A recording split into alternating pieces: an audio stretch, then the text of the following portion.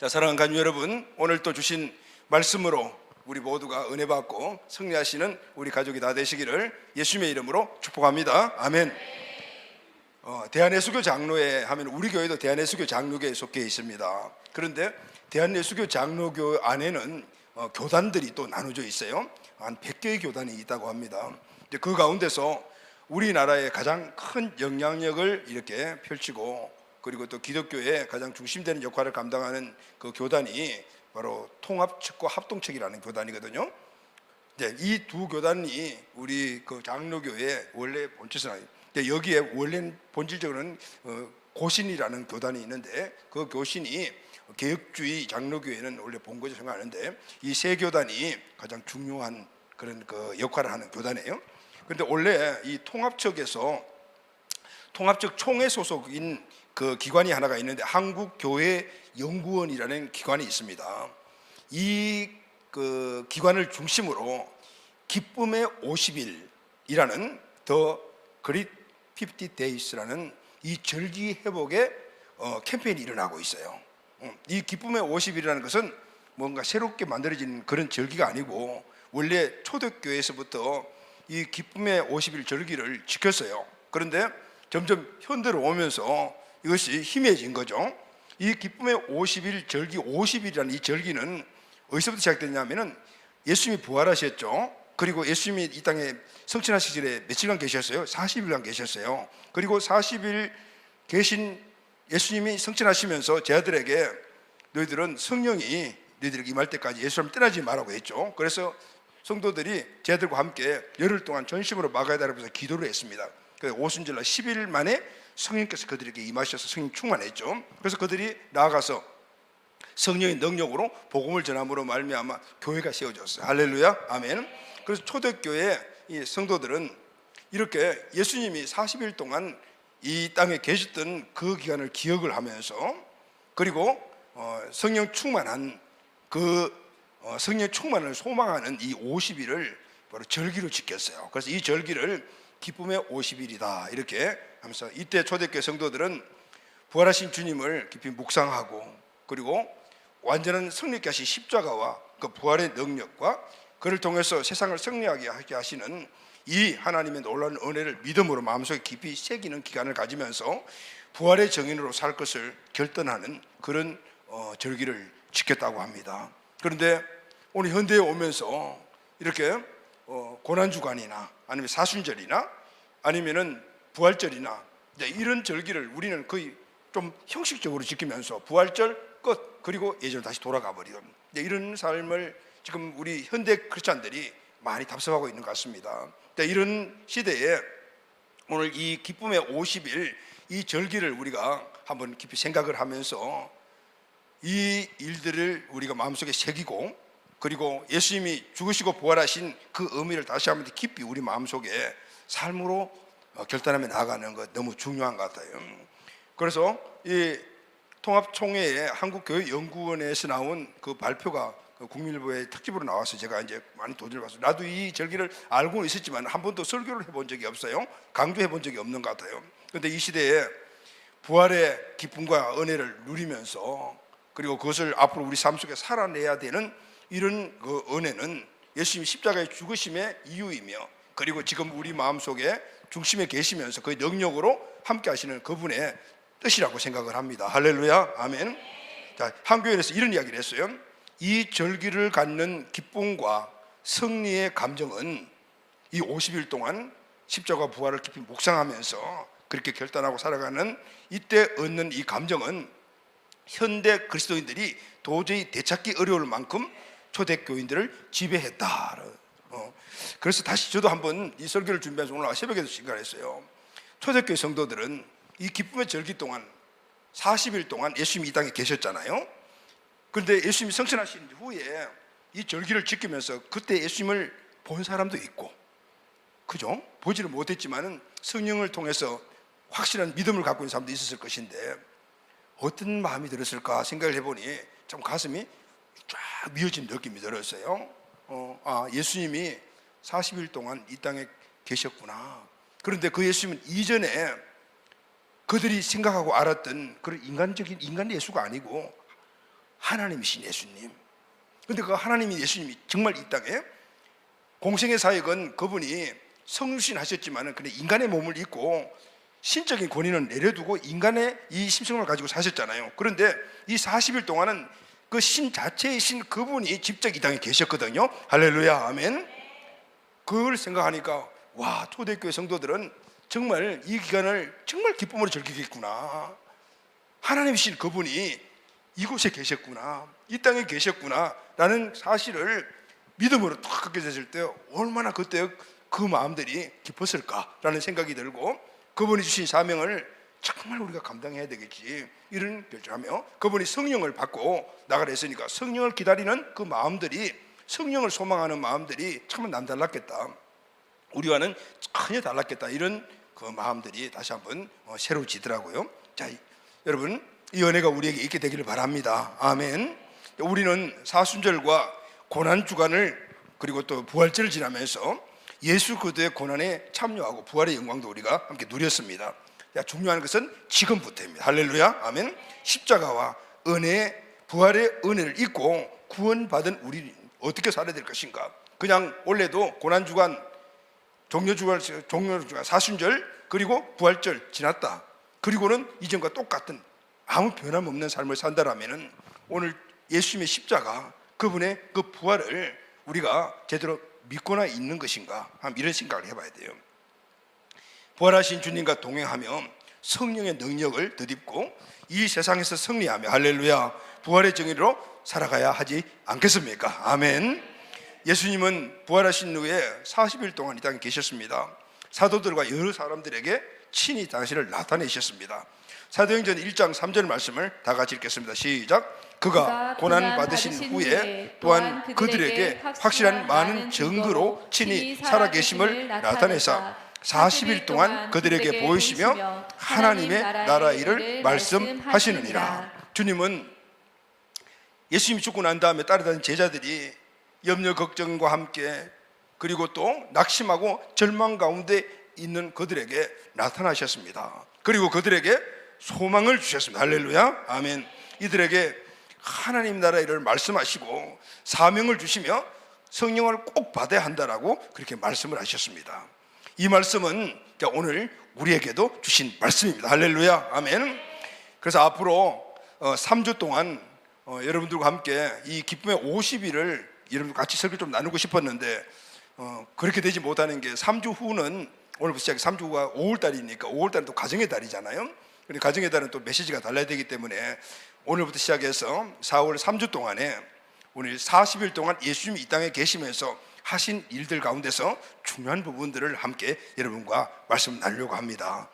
이 은혜로 말미암아 우리의 부활의 놀라운 신앙이 회복되고 십자가의 사랑이 회복되는 그런 은혜가 있게 되기를 예수님의 이름으로 축복합니다. 아멘. 부활하신 예수님을 만나면은 절망이 희망으로 바뀝니다. 할렐루야, 아멘. 부활하신 예수님을 만나게 되면은 걱정, 염려, 낙심, 그리고 가장 큰 절망에서 우리가 희망으로 바뀌는 역사가 일어납니다. 자, 오늘 본문이 그것을 우리에게 말씀을 해주고 계십니다. 예수님이 십자가에 죽으시자 예수님을 따르던 제자들이 절망했습니다. 낙심되고 절망되었습니다. 그런데 여러분, 그 사실은 너무나 당연한 겁니다. 왜냐하면 이 제자들에게 있어서 예수님은 보호자였습니다. 그들이 전적으로 그렇게 도와주고 보호자인데 보호자가 죽었으니까 얼마나 절망이 찾아왔겠습니까? 또 하나는 그들은 이 자신의 인생을 보장하는 분이 죽었어요. 그분은 예수님이십니다. 그들의 인생의 미래는 예수님에게 달려 있었습니다. 그런데 예수님이 돌아가셨거든요. 이제는 자신의 인생의 미래가 희미해졌거나 아니면 불안하게 되었거나 아니면 소망의 등들이 끊어져 버렸어요. 그러니 이들은 절망 가운데 있을 수밖에 없게 되었습니다. 그러니까 함께 모여있던 이 공동체들이 뿔뿔이 흩어졌습니다. 오늘 본문에 보게 되면 2명의 제자가 나오는데 이들도 마찬가지로 동일하게 예수님의 죽으심 때문에 그들은 염려 걱정이 이제 넘쳐 낙심하고 절망해서 엠마오라로 곳으로 가고 있었다라고 기록을 하고 있죠. 자, 여러분, 오늘 우리에게 이 낙심을 통한 오는 이 절망은 너무나 엄청나고 부정적인 힘이 우리를 이끌어갑니다. 사단이 인간을 무너뜨리는 가장 강력한 무기 중에 하나가 절망입니다. 절망은 인간의 마음속에 있는 희망의 줄을 끊어버리고 죽음에 이르게 하는 그런 병이다라고 이야기를 하시는 분들이 많아요. 여러분, 사람들이 암에 걸렸다라는 이 의사의 진단을 받게 되고 선고를 받게 되는 그 순간에 실제적인 암의 위험보다는 이제 죽게 되는구나 라는 이 절망감을 먼저 갖게 된다고 그래요. 그러니 이제 암 환자가 이제 암을 낫게 하기 위해 치료를 하기 전에 이미 나는 죽게 되었구나라는 절망감을 가지고 시작을 한다는 것이죠. 그러니 이런 절망감에 사로잡힌 사람들은 그 암을 극복하지 못하는 경우가 너무 많다고 그래요. 암이 문제가 아니고 이 환자가 가지고 있는 절망감이 먼저 문제다라는 것을 말해주고 있어요. 오늘 본문에 보면 이 두 명의 바로 그 절망 가운데 있었지만은 그 절망이 소망으로 바뀌어. 할렐루야, 아멘. 왜 그렇죠, 여러분? 부활하신 예수님을 만났기 때문입니다. 아멘. 자, 여러분, 오늘 이 말씀을 들으면서 우리가 먼저 결론적으로 우리가 한번 선포할 것이 있는데, 우리 인생에 불변의 법칙이 있다. 그 인생이 누구냐면 바로 예수님을 주인을 믿는 우리들입니다. 그 불변의 법칙이 뭐냐면은 우리는 절대로 절망할 수 없는 존재다라는 거. 할렐루야, 아멘. 우리는 절대로 절망할 수 없는 존재로 세워졌다라는 것. 여러분, 이 사실을 우리 마음속에, 자, 왜 우리가 절망할 수 없는 존재일까요? 이 사실을 우리가 먼저 알고 믿고, 그래서 이 원리대로 우리가 살아가게 되면 절망하고는 전혀 상관없는 진짜 하나님 주시는 승리하는 삶을 살아갈 수가 있게 되는 것이죠. 자, 오늘 이 말씀이 우리 마음속에 잘 박힌 목과 같이 레마가 되기를 예수님의 이름으로 축원합니다. 아멘. 자, 첫 번째, 왜 우리는 절망할 수 없는 존재일까요? 다 같이 한번 제목을 선포하겠습니다. 시작. 부활하신 능력의 주님이 함께 하시기 때문입니다. 아멘. 부활하신 능력의 주님이 함께 하시기 때문입니다. 13절 말씀을 같이 읽겠습니다. 시작. 그날에 그들 중 둘이 예루살렘에서 25리 되는 엠마오라 하는 마을로 가면서. 자, 이 말씀에 보면 그날이라는 날이 나오죠. 이 그날은 예수님이 부활하신 날입니다. 이 두 사람은 12명의 제자는 들어가지 않고 70명의 제자에 속하는 제자인 것 같아요. 한 사람의 이름이 글로바이고 다른 사람의 이름은 나오지 않습니다. 이들은 예루살렘에서 25리 정도 되는 엠마오라는 마을로 가고 있었습니다.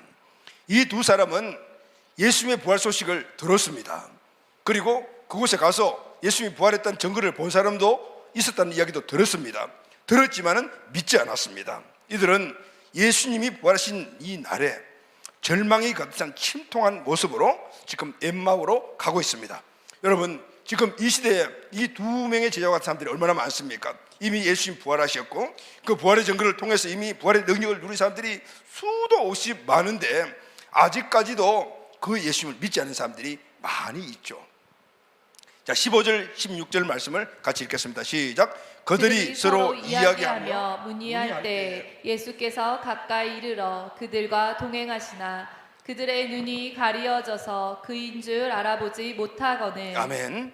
이들이 가는 길에 예수님께서 지금 함께 동행하셨습니다. 근데 우연히 동행한 것이 아니고요, 의도적으로 예수님이 그들을 찾아가신 겁니다. 그런데 3년이나 이 예수님, 함께 동행하고 있는 예수님을 따라다녔던 이 두 제자는 그것도 그냥 멀리서 본 것도 아니고 스승 되신 예수님이잖아요. 그 예수님을 알아보지 못했습니다. 물론 예수님은 이전에 인간의 몸이 아니라 부활하신 부활체로 신령한 몸을 갖고 있었기 때문에 그럴 수도 있습니다. 그러나 그 이유보다는 다른 이유가 있습니다. 사람이 절망하면은 근심 걱정이 마음에 쌓여 낙심되고, 그래서 내 인생의 삶에 절망이 확 오게 되게 되면 먼저 영적 눈이 닫혀져야 돼요. 그래서 사리 분별을 잘 하지 못해요. 판단도 잘 하지 못해요. 걱정과 근심으로 절망이 마음을 장악하고 있으면은 부활하신 예수님을 볼 수가 없습니다. 영적인 사실을 알 수가 없는 거죠. 그러니 지금 예수님이 동행하고 계심에도 불구하고 예수님을 몰라본 거죠. 여러분, 우리 믿는 사람들에게도 마찬가지입니다. 큰 절망적인 어떤 상황이 딱 이렇게 되면은 그동안 그렇게 믿음 좋다, 그렇게 저 사람은 정말 믿음이 있는 사람이라고 했던 사람들도 그 신앙에 따라서 믿음의 힘으로 이기지 못하고 주님을 바라보지 못하고 다른 것에 집중해서 그 문제를 해결하려고 하는 그런 분들을 많이 보게 되는데, 바로 이 두 제자와 같은 점. 자, 여러분, 그래서 우리는 이 원리를 우리가 잘 믿음으로 받아들이고 우리가 이 원리를 어떻게 적용해야 될까요? 이겁니다. 지금 저와 여러분의 내 처지가 어떤 상황 속에 있는가, 어떤 형편인가, 이거는 중요하지 않다라는 겁니다. 중요한 것은 주님을 볼 수 있는 신령한 내 눈이 열려져 있는가. 할렐루야, 아멘. 이게 더 중요한 거예요. 그래야 부활하신 주님이 나와 동행하심을 볼 수 있기 때문입니다. 그때부터 내 생각과 믿음이 달라지게 되는 것입니다. 사랑하는 가족 여러분, 그렇습니다. 아무리 사방이 막혀 있고 갈 길이 안 보여도 부활하신 주님이 나를 지켜보고 계신다, 지금 나와 동행하신다, 이 사실을 알거나 확신한다면 우리는 얼마든지 이겨낼 수가 있습니다. 아멘. 근데 더 중요한 것은요, 부활하신 예수님이 지금 나를 보고 계신다, 나와 동행하신다, 이 사실도 굉장히 중요하지만은, 그러나 여기에 대한 확신이 있든지 없든지 간에 더 중요한 것은 주님은 나와 동행하고 계신다는 사실이에요. 할렐루야, 아멘. 내가 확신이 있든 없든 간에 오늘 주님의 자녀는 지금 주님이 나와 함께 동행해 주시고 계시는 거예요. 이것이 여러분 사실입니다. 이게 팩트예요. 이것을 만약 우리가 믿지 않으면은 엠마오로 내려가는 제처럼 인생은 절망감이요, 그의 목적은 그냥 엠마오인 거죠. 밥 먹고 살기 위해서 살아가는 그게 초점이 맞춰지고, 하나님이 우리에게 주셨던 십자가에 죽으시고 부활하심으로 말하시던 놀라운 그 능력, 기적적인 그 삶은 우리하고는 상관없는 삶이 되어버리는 것입니다. 그래서 우리는 항상 나와 함께 하시는 부활하신 나의 주님을 보게 해 주십시오라고 기도해야 합니다. 할렐루야, 아멘. 영의 눈이 띄어지게 해 주십시오라고 기도해야 합니다. 우리의 관점이 항상 주님의 관점을 갖게 해 주세요. 가치관이 하늘의 가치관을 갖게 해주세요. 이 기도가 우리에게 늘 있어야 되는 거예요. 그래야만 우리의 영적인 사실들을 가지고, 영적인 눈을 가지고 영적인 것을 볼 수가 있게 되는 것입니다. 할렐루야, 아멘. 주님은 반드시 내 곁에 계신다, 오늘 이 사실을 우리가 알고 믿고 있다면 우리는 어디 가서든지 당당하죠, 든든하죠, 떳떳하죠. 주님은 주님의 자녀를 특별한 관심을 가지고 특별히 관리하시고 특별히 대하여 주십니다. 할렐루야, 아멘. 왜 그럴까요? 약속하셨기 때문입니다. 마태복음 28장 20절 하반절 말씀을 다 같이 읽겠습니다. 시작. 내가 세상 끝날까지 너희와 항상 함께 있으리라 하시니라. 아멘. 누가 하신 말씀입니까? 예수님이 하신 말씀입니다. 누가 하신 말씀이죠? 하나님이신 예수님이 하신 말씀입니다. 너희와 항상 함께 있으리라. 아멘. 예수님은 하나님이시기 때문에 그분의 성품상 거짓말을 할 수가 없습니다. 그분은 신실하신 분이기 때문에 한 번 약속하신 것을 변개할 수도 없습니다. 그분이 약속하셨기 때문에 하나님은 항상 우리에게 초관심을 가지시고 오늘 우리를 특별히 바라보시며 특별히 관리를 해 주시는 거죠. 할렐루야, 아멘. 여러분, 오늘 이 사실을 알고 믿고 있다면 우리가 절망감 가운데 빠질 수가 있겠습니까? 오늘 나에게 초관심을 갖고 계신 그분이 전능하신 하나님이시고 전지하신 하나님이시며 우주 만물의 주인이신데 내가 절망할 수가 있겠느냐 말이에요. 사랑하는 여러분, 주님이 함께 하시는 이 사실이 오늘 다시 한 번 더 우리 마음속에 깊이 새겨지며 그분이 부활하신 하나님이신 예수님이라는 사실이 다시 한 번 더 확신되기를 예수님의 이름으로 축원합니다. 아멘. 자, 왜 우리가 절망할 수 없는가? 두 번째는 다 같이 우리 제목을 함께 선포하겠습니다. 시작. 부활하신 주님이 필요한 말씀을 주시기 때문입니다. 아멘. 부활하신 예수님은 우리와 늘 함께 하십니다. 그리고 그분은 우리에게 늘 필요한, 우리에게 꼭 맞는 적절한 말씀을 주신다, 그 말이죠. 17절 말씀을 다 같이 읽겠습니다. 시작. 예수께서 이르시되 너희가 길 가면서 서로 주고받고 하는 이야기가 무엇이냐? 두 사람이 슬픈 빛을 띠고 머물러 섰더라. 아멘. 여러분, 이 두 사람이 얼굴에 슬픈 빛을 띠고 있다. 얼굴이 아주 새카맣게, 절망적인 사람들의 얼굴 표정이잖아요. 빛이 없는 거죠. 그런데 예수님이 두 사람에게 나타나서 너희들 지금 무슨 이야기를 하고 있니? 라고 물었습니다. 18절에서 24절 말씀을 보면은 두 사람 중 한 사람인 이 글로바라는 이 제자가 그 일들을 이야기를 하죠. 당신 지금 어제 그저께 계속해서 예루살렘에서 일어난 일을 몰라요? 예수라는 사람이 그 십자가에 달려 죽은 일을 모르고 있습니까? 이제 이렇게 이야기를 시작을 하면서 그분이 성경에 말하는 선자와 같다, 메시아와 같다. 그런데 그분이 십자가에 달려 죽었다. 그리고 소문에는 그분이 십자가에 달려 죽었는데 3일 만에 살아나셨다 그러더라. 이 사실을 당신 몰라요? 뭐 이런 상황을 물은 거예요. 자, 그런데 여러분 중요한 것은 내용이 아니고 지금 이 상황이 어떤 상황입니까? 예수님 제자들에게 묻고 제자들은 대답을 했어요. 뭐 하고 있죠? 서로 대화하고 있는 거예요.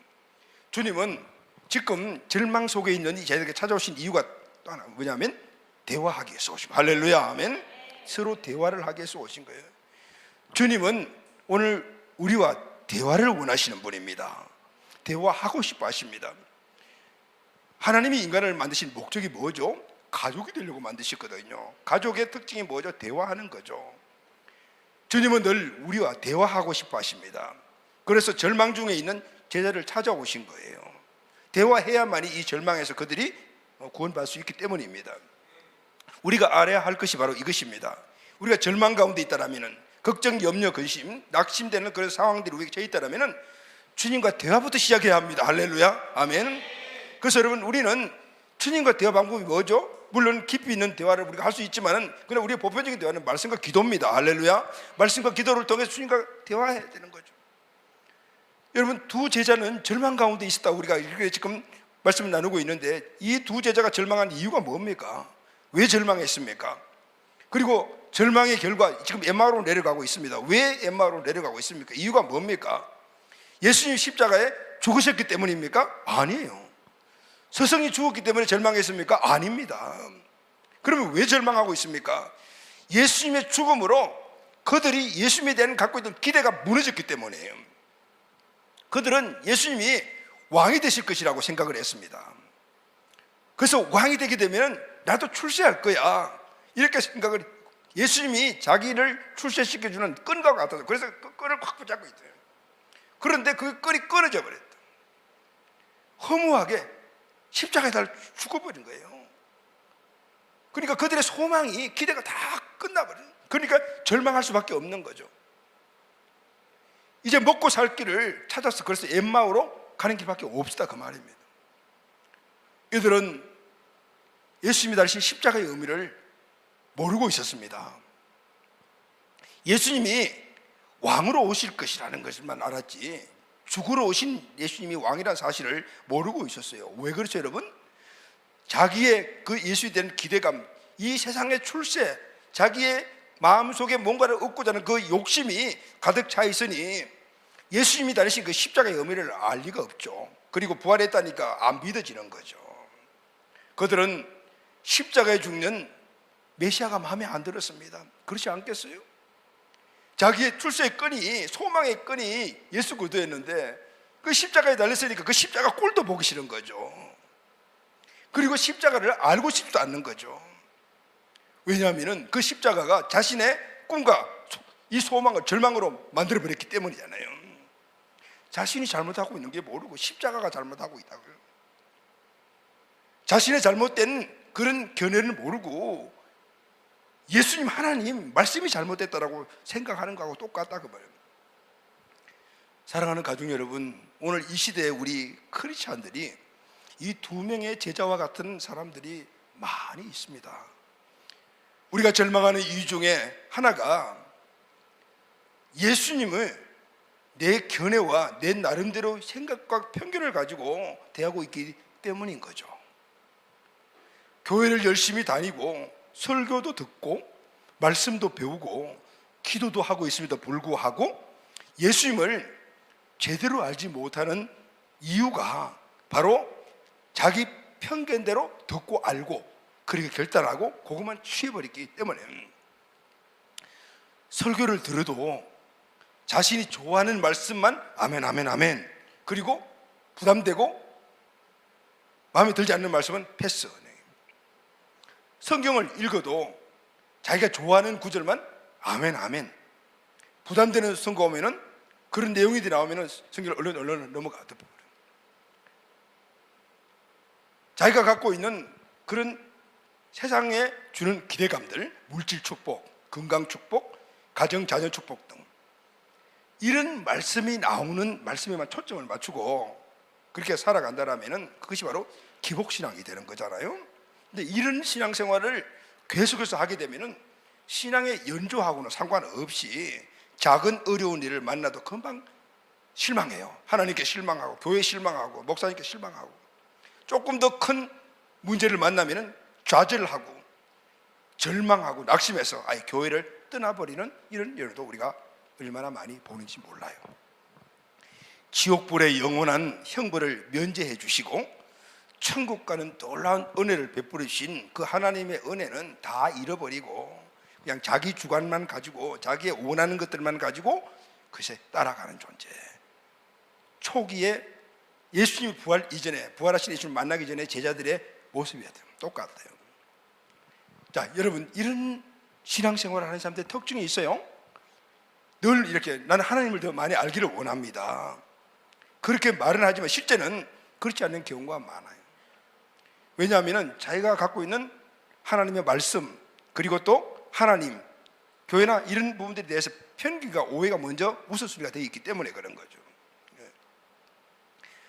예수 믿었다가는 내가 좋아하는 거 즐기는 거 다 포기해야 할 거야, 이런 편견과 이런 오해를 갖고 있기 때문에 그래서 가급적이면 예수 깊이 안 믿으려고 그러죠. 야, 너무 깊이 교회 다니면 안 돼. 그러면은 네가 하고 싶은 거 하나도 할 수 없어. 이런 소리가 우리에게 내면서 막 들리죠. 훈련 받으면 제자가 되면은 네가 하고 싶은 것 못해. 내가 하고 싶은 것 못 할 거야. 하고 싫은 것, 하고 싶지 않은 것을 강요받을 거야. 그래서 양육 제자 훈련 시도하지 않죠. 예수 열심히 믿으면은 선교사 나가라는 거 아니야? 선교사 아무나 나가라 그러나요?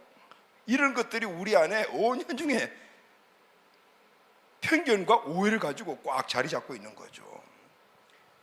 예수님의 12제자들이 예수님이 세상 출세를 주는 왕이 될 거라는 이 오해와 편견을 가지고 똑같은 모습이에요.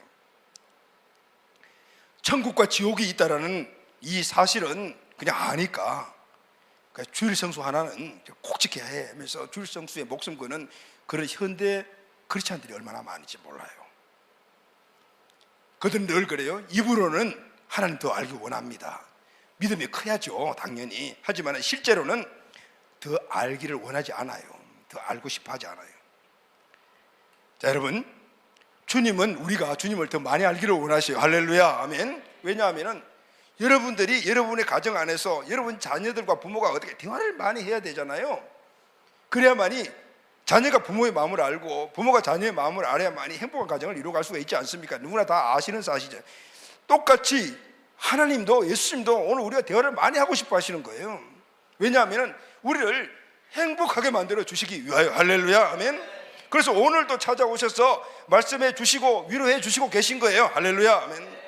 우리가 성경을 읽고 있는 우리에게 감동을 주시고, 아멘. 설교를 듣고 있는 우리에게 레마로 주시는 겁니다. 아멘. 기도할 때 말씀해 주시고 믿음의 사람을 통해서 말씀해 주시고 환경을 통해서도 말씀해 주시는 거예요. 아멘. 그런데 우리는 그것을 안 받아들이려고 하는 이유가 뭐냐면 하나님은 꼭 이렇게 내게 말씀해 주셔야 하고 꼭 이렇게 해 주셔야 돼 라는 이 견해를 딱 갖고 있기 때문에 그 이상의 것은 안 받아들인다 하면 그게 맞는 것들만 받아들이는, 자신의 틀과 기준을 딱 떼놓고 하니 대화가 돼요? 안 된다.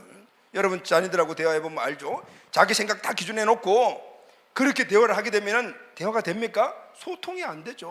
자녀는 부모에게 요거는 꼭 해줘야 돼, 부모는 너는 그건 요거는 안 돼, 요거까지야. 대화 안 된다. 하나님과의 대화도 마찬가지죠. 내가 기준을 세워놓고 그 기준에 맞는 것과 대화하려면 대화가 안 이루어지는 거예요. 그렇기 때문에 주님이 찾아와서 말씀하셔도 못 알아듣고 분별력도 못 갖게 되는 거예요. 자, 그럼 여러분, 오늘 이 사실이 지금 이 제자들에게 보여주는, 그리고 우리에게 주는 교훈 아니겠습니까? 그렇기 때문에 오늘 우리가 하나님과의 대화의 문을 활짝 열어놓기 위해서는 먼저 내 마음속에 담아준 내 기준, 내 견해, 이것을 지워버려야 돼요. 할렐루야, 아멘. 그리고 성경에 가르쳐준 대로 예수 그리스도 하나님 아버지에 대해 제대로 배우고 경험한 것을 담아 둬야 돼요. 아멘. 아까 광고 시간에 여러분들에게 우리 자녀들에게 0세 13세까지 하나님을 담아두는 게 너무 중요하다라고 유대인 교인 이야기하는 이유가 바로 그거예요. 요즘 현대 우리 부모들이 우리 자녀들을 내 견해, 내 생각으로 키우려고 해요. 하나님의 말씀으로 키워야 돼요. 할렐루야, 아멘. 하나님의 말씀을 여러분 머릿속에 마음속에 가득가득 담아두십시오. 그리고 그 말씀을 가지고 애들을 키워야 되는 거예요. 그래야만이 하나님이 책임져 주시는 거예요. 아멘. 하나님이 인도해 주시는 거죠. 우리 아이들이 항상 부모의 품 안에 있나요? 아니잖아요. 제가 이제 자녀들도 키워보고, 그리고 이제 아이들이 결혼해서 이제 손자 손녀가 있잖아요. 그러니까 자식들을 키울 때는 이게 굉장히 주관적이라, 나도 그 어려운 그 시행착오를 많이 겪었거든요. 그러면서 마음속에 야, 잘못 키웠구나, 잘못했구나 내가, 이런 생각을 했는데, 그러니까 그때 정신이 번쩍 들면서 보이는 게 뭐냐면 손자 손녀가 보여지는 거예요. 그리고 그때부터 객관화가 되는 거예요. 아, 아이들은 이렇게 키워야 되겠구나. 그런데 이미 자녀들은 너무 가버렸어. 그게 내 마음속에도 아직까지 남아있는 하나의 상처와 같은 것들인데, 그래서 여러분, 우리 교회는 이번에도 보니까 우리 놀이동산 갔는데 영유아 어린들이 얼마나 많은지 몰라요. 우리 교회 규모의 그 목사님들 로에 가서 만나면요, 어린이 공동체가 없어요. 영유아 없어요. 요즘 없는 게 당연한 거야. 아, 그렇게 이야기를 하셔요. 그런데 다음 세대들이 이렇게 크고 청소년들이 우글우글하고 청년들이 우글하며 우리 장년들, 특히 여성 이 공동체가 우리 교회 정말 주주로 이렇게 커가는 거 보면 너무 감사한데, 한편으로 마음이 엄청 부담이 되는 거예요. 이 아이들, 지금 여성 이 공동체나 남성 공동체의 이 아이들을 우리가 어떻게 키워야 되냐. 내가 마음이 흡족하도록 못 배운 경험이 있으니까, 그래서 요즘 마음이 더 많이 그분들이 와 닿는 거예요. 그러면서 대안학교도 그 하나님 마음 주시는 마음의 부담이 그렇게 온 거죠. 우선 세상에 있는 아이들은 우선 놔두더라도 우리 아이들만이라도 진짜 하나님이 원하시는 부분으로 키워서 그들을 통해서 세상을 변화시키자. 여러분, 우리 부모들이 갖고 있는 잘못된 생각이 있어요. 교회에서 신앙교육 시키게 되면은 신앙에 빠져서 세상 학문이라든가 세상에서 큰 사람이 못 된다고 생각해요. 여러분, 다니엘, 요셉을 보셨습니까? 하나님의 지혜는 세상의 지혜를 초월하는 지혜. 여러분, 이런 마음들이 있는 분들은 꼭 유대인들의 이야기를 여러분 책을 한 10동 꼭 하시죠. 그러면은 우리가 어떤 상황 속에서 우리 아이들을 키워야 될 것인가라는 걸 분명히 기준이 잡혀진다. 할렐루야, 아멘. 두 제자는 아직 부활하신 예수님을 만나지 못했지만은 우리는 이미 부활하신 예수님을 중심에 모시고 사는 자들입니다. 그렇다면 우리는 어떻게 살아야 되죠? 절망과 관계없는 삶을 살아야 하지 않겠습니까? 아멘. 부활하신 주님이 중심되어 살면서 절망한다라면 부활하신 주님을 못 믿는 것입니다. 무에서 유를 창조하신 하나님 아버지와 전능하심을 믿지 않는 것입니다. 돈 때문에 절망하고 있다면 하나님 안 믿는 것이죠. 환경 때문에 절망하고 있다면 하나님 안 믿는 거예요. 사람 때문에 절망하고 있다면 하나님 믿지 않는 겁니다.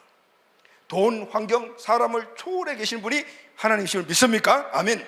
모든 해결의 문제들이 그분에게 나오는 거예요. 이게 바로 믿음이에요. 우리가 그 믿음을 어떻게 해요? 그분의 말씀을 우리가 받아들일 때 그 말씀이 우리에게 믿음이 되는 거죠. 할렐루야, 아멘. 부활하신 주님은 내 편견을 내려놓고 주님께 나아가면 나에게 가장 필요하고 적절한 말씀을 주십니다. 할렐루야. 말씀과 기도할 수 있는 이 은혜가 바로 우리가 절망을 절대적으로 이기며 절망할 수 없는 존재라는 사실을 우리에게 선물로 주신 거예요. 할렐루야, 아멘. 세 번째, 마지막으로 우리를 부활의 증인으로 세워주셨기 때문입니다. 아멘. 27절 말씀을 보면은 두 명의 제자에게 모세와 모든 선자들의 글로 시작한 성경의 선바 자신에 관한 것을 쭉 말씀을 하시죠. 그리고 두 제자의 마음이 뜨거워졌다라고. 예수님이 그들과 함께 식사를 하시면서 축복하시고 떡을 떼어 나눈 순간에 그들 눈이 밝아져서 부활하신 예수님의 사실을 믿게 되었어요. 할렐루야, 아멘. 그 순간 예수님이 사라져 버렸어요. 이때 두 제자가 이렇게 이야기를 합니다. 누가복음 24장 32절 시작. 그들이 서로 말하되 길에서 우리에게 말씀하시고 우리에게 성경을 풀어주실 때 우리 속에서 마음이 뜨겁지 아니하고. 그들은 아까부터 마음이 막 뜨거워졌어요. 근데 그 뜨거워진 이유를 몰랐어요. 그런데 예수님이 부활하신 예수님이 예수님의 사실을 확인하고 나니까 그때 내 마음이 뜨거워진 것들이 예수님이 말씀을 해주셨기 때문에 뜨거워졌구나라는 것을 알게 되었죠. 여러분, 마음이 뜨거워지면 어떻게 되죠? 여러분, 뜨거우면 열정입니다. 앉아있지 못하죠. 즉시 행동으로 옮게 되죠. 이 말씀을 보면 바로 두 제자가 그때 그것을 깨닫는 순간에 바로 일어나서 예루살렘으로 밤새 올라갔다. 할렐루야, 아멘. 33절 35절 말씀을 다 같이 읽겠습니다. 시작. 곧 그때로 일어나 예루살렘에 돌아가 보니 열한 제자 및 그들과 함께한 자들이 모여 있어 말하기를 주께서 과연 살아나시고 시몬에게 보이셨다 하는지라. 두 사람도 길에서 된 일과 예수께서 떡을 떼심으로 자기들에게 알리신 것을 말하더라. 할렐루야, 아멘. 그들은 더 이상 절망에 머물러 있지 않았습니다. 할렐루야, 아멘. 우리가 걱정, 근심, 낙심, 절망을 이길 수 있는 것은 예수님이 함께 하시는 거구나, 그리고 그분의 말씀을 통해서 했지만은, 그러나 영원하게 완전하게 절망을 이길 수 있는 것은 바로 그분이 우리 계신 사명을 붙잡을 때입니다. 할렐루야, 아멘.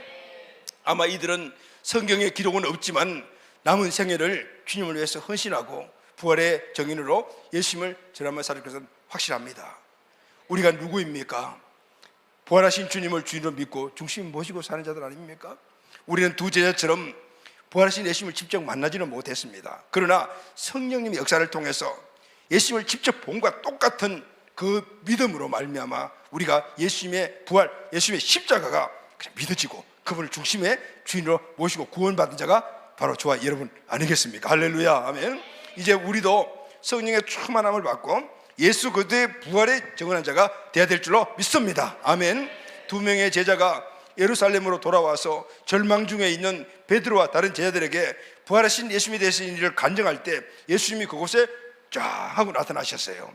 36절 말씀 다 같이 시작. 이 말을 할 때에 예수께서 친히 그 가운데 서서 이르시되 너희에게 평강이 있을지어다 하시니. 아멘, 아멘. 예수님의 죽으심으로 제자 공동체 전체에 절망이라는 깊은 우울감이 확 덮고 있었어요. 절망 대신에 평강이 임했습니다. 어떻게 평강이 있죠? 부활하신 예수님이 그곳에 나타나셨기 때문입니다. 할렐루야. 그 순간에 절망의 보자기가 싹 거쳐지고 그들에게 다시 한 번 더 평강이 임하면서 소망이 살아났습니다. 아멘. 예수님과 그들과 식사를 하시면서 이 부활의 사실을 증명하고 또 많은 증거도 만져보고 하시면서 확실히 부활하심을 그들에게 증거를 주시고 확신을 갖게 하셨죠. 그리고 그 확신을 가진 그들에게, 절망을 이긴 제자들에게 이렇게 말씀하십니다. 46절 48절 말씀을 다 같이 읽겠습니다. 시작. 또 이르시되 이같이 그리스도가 고난을 받고 제3일에 죽은 자 가운데서 살아날 것과 또 그의 이름으로 제사함을 받게 하는 회개가 예루살렘에서 시작하여 모든 족속에게 전파될 것이 기록되었으니 너희는 이 모든 일의 증인이라. 할렐루야, 아멘. 부활의 증인이 되어라 사명을 그들에게 주신 겁니다. 아멘. 제자들은 이 사명을 비전으로 가슴에 품고 생명을 걸고 부활의 증인의 삶을 살았던 것은 성경과 역사가 증명을 하고 있습니다. 증인의 삶이 이들에게 소망이 된 겁니다. 그런데 여러분, 제자들은 이전에도 소망이 있었어요. 비전이 있었단 말이에요. 예수님을 통해서 세상에서 출세하는 것이었어요. 이제는 그 소망이 바뀌었어요. 하나님 나라가 소망이 되었습니다. 이전 소망은 땅에 두는 소망이었습니다. 새로운 소망은 하나님 나라에 두는 소망이었습니다. 이전 소망은 유한한 것이라 썩어 없어지는 것이었습니다. 새로운 소망은 하늘에 있는 영원한 것이라 썩지 않는 것이었어요. 그러니 그들은 생명을 걸고 가장 그 가치 있는 것에 따라가다 보니까 절망이 그들에게 엄습할 수가 없었다 그 말이에요. 할렐루야, 아멘. 세상에 어떤 것보다도 더 큰 사명, 그 소망을 발견했기 때문에 절망이 그들을 이기지 못해. 사랑하는 가족 여러분, 낙심과 절망의 최종적인 승리하기 힘은 사명입니다. 할렐루야, 아멘. 이 사명이 굳건하게 있을 때 우리 제자들과 같이 세상에 어떤 오는 낙심과 절망이 찾아오더라도 우리 절망하지 않습니다. 아멘, 아멘. 말씀 결론하겠습니다. 예수님을 주인으로 믿는 우리에게도 문제와 걱정, 근심, 낙심, 절망이 찾아와요. 크고 작음의 차이가 찾아옵니다. 절망이 찾아올 때 우리는 회피하거나 좌절할 필요가 없습니다. 아멘. 우리에게는 절망이 없기 때문입니다. 아멘. 부활의 능력을 경험하는 기회가 온 거예요. 더 큰 사명으로 이끄시는 하나님의 계획이 우리에게 주어진 축복으로 온 거예요. 제자들의 절망은 부활하신 예수님을 만남으로 소망으로 바뀌었습니다. 그 소망은 예전에 그들이 갖고 있던 소망과 다른 영원한 것이며 무엇과도 바꿀 수 없는 고귀한 것이다. 할렐루야. 아멘. 사랑하는 가족 여러분, 낙심되고 걱정, 의심이 크고 작은 것들이 우리 앞에 온다 하더라도 문제 해결하면 기도하십시오. 주님이 함께 하심을 우리가 보게 될 것입니다. 그 절망 앞에서도 우리는 꼭 주님과 대화하십시오. 말씀을 찾으십시오. 말씀을 붙잡고 기도하면 주님께서 절망을 소망으로 바꾸시는 놀라운 은혜를 말씀으로 우리에게 허락하여 주실 것입니다. 그리고 그분이 주시는 부활의 정인의 사명을 굳게 붙드십시오. 그 부활의 정인의 사명이 오늘 우리를 어떤 절망 가운데서 이기게 만드는 바로 가장 강력한 힘이 되는 것입니다. 부활 절기를 통하여 기쁨의 절기 50일을 우리가 지나면서 다시 한번 부활의 주님을 만남으로 말미암아 어떤 걱정, 염려, 걱정, 근심, 절망, 근심 오늘 이 말씀을 통해서 이기는 우리 가족들 다 되시기를 예수님의 이름으로 축복합니다. 아멘.